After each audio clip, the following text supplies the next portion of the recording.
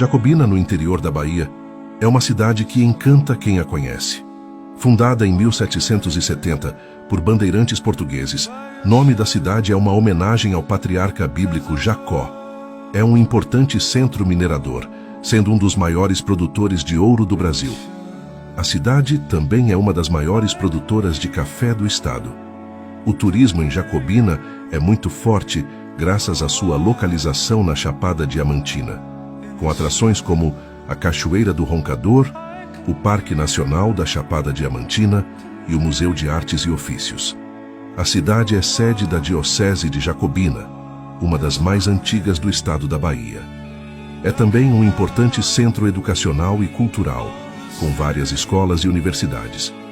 Jacobina é uma cidade com um forte senso de comunidade, sendo conhecida por sua hospitalidade e receptividade. É uma cidade em constante crescimento, com uma economia dinâmica e uma população jovem e empreendedora. Você já se perguntou qual a cidade mais antiga do Brasil? Cananéia é uma cidade histórica, localizada no litoral sul do estado de São Paulo. Fundada em 1532 por Martim Afonso de Souza, foi um importante centro de exploração e comércio durante o período colonial. A cidade foi disputada por Portugal, Espanha e França, que buscavam riquezas no Novo Mundo. Em 1502, Gaspar de Lemos e Américo Vespúcio chegaram à região e fixaram o marco do Tratado de Tordesilhas na Ilha do Cardoso. Em 1531, Martim Afonso de Souza fundou Cananéia oficialmente. A cidade serviu como base para a exploração do interior do Brasil e também como um importante porto para o comércio com Portugal. Durante o período colonial, Cananéia se tornou um importante centro de construção naval. A cidade tinha um excelente porto natural e era um local estratégico para a produção de navios. Hoje Cananéia tem no turismo e na pesca suas principais atividades e se destaca por ter dentro dos seus limites 6 importantes unidades de conservação ambiental. Segundo o censo realizado em 2023, sua população é de pouco menos de 13 mil habitantes.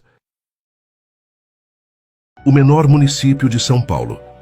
Borá é uma cidade localizada no interior de São Paulo, com uma população de cerca de 900 habitantes. É o menor município do estado e um dos menos populosos do país. A cidade foi fundada em 1918 por famílias italianas e portuguesas. Seu nome é uma homenagem ao rio que a banha. Borá oferece algumas opções de turismo, como as cachoeiras do Tancão e da Serra da Bunca. A cidade também tem uma economia baseada na agricultura e na pecuária. Borá foi fundada em 1918 por famílias italianas que atravessavam o rio Borá para fazer comércio em Sapezal, uma cidade vizinha. Em 1919, chegaram as famílias portuguesas, mas foi oficialmente reconhecida em 1965. Borá tinha 805 habitantes em 2010. Em 2022, a população foi estimada em 907 habitantes. O orçamento público em 2023 é de cerca de 20 milhões de dólares. A média salarial na cidade é de 2,4 salários mínimos por trabalhador. Esse é o lugar possivelmente mais distante do Brasil. Trindade e Martim Vaz são um arquipélago brasileiro localizado no Oceano Atlântico, a cerca de 1.400 quilômetros da costa do Espírito Santo.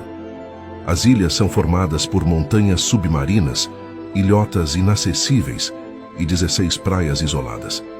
O arquipélago é de difícil acesso e só é habitado por militares e pesquisadores. Um dos maiores perigos para os visitantes é a onda camelo, um fenômeno natural que se forma inesperadamente e chega na beira da praia com extrema violência. A localização estratégica do arquipélago, no centro do Atlântico Sul, fez com que ele fosse disputado por diversos países ao longo da história. Portugal, Inglaterra e até mesmo piratas já ocuparam as ilhas. Trindade e Martim Vaz são um patrimônio natural brasileiro de grande beleza e importância. O arquipélago é uma área de proteção ambiental e é proibido a pesca, mergulho e banhos de mar sem autorização. Você já ouviu falar na cidade fantasma do Ceará, que foi amaldiçoada por um padre que brigou com os líderes das famílias mais importantes do lugar? A lenda diz que a maldição foi tão severa que quando um dos primogênitos do lugar faleceu, transformou-se em uma serpente.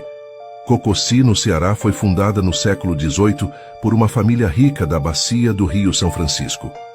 Em 1968, a cidade foi extinta e tornou-se um distrito de Parambu. Hoje, apenas 2 famílias vivem em Cocossi, totalizando 7 pessoas. Os casarões históricos da cidade estão abandonados e precisam de reforma e restauração. Cocossi é um resquício da ocupação dos Inhamuns no Ceará, mas corre o risco de desaparecer. A cidade de Cocossi teve apenas 2 prefeitos em sua história, ambos da mesma família, o Major Feitosa e Leandro Custódio. Segundo relatos populares, o Major Feitosa, em seu 2º mandato, o 3º e último do município, teria utilizado indevidamente verbas destinadas a investimentos no local, para a compra de gado. Tudo hoje não passa de ruínas e histórias. A Palestina ficou sob domínio britânico ao término da Primeira Guerra Mundial. Entretanto, em 1948, o Reino Unido abandonou o controle da área, permitindo que Israel proclamasse sua independência. Após essa declaração, nações árabes vizinhas, incluindo Egito, Síria, Iraque, Jordânia e Líbano, lançaram uma invasão à nova nação, desencadeando a Primeira Guerra Árabe-Israelense. O conflito resultou na vitória de Israel, mas também provocou um grande número de refugiados palestinos.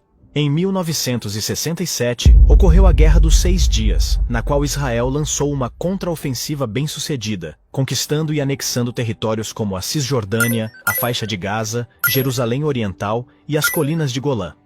Em 1973, a Guerra do Yom Kippur teve início quando Egito e Síria realizaram um ataque surpresa contra Israel para recuperar os territórios perdidos na Guerra dos 6 Dias. O conflito chegou ao fim por meio de um cessar-fogo. Em 1987 e 2000, a região testemunhou 2 intifadas, que foram levantes palestinos contra a ocupação israelense na Cisjordânia e na Faixa de Gaza.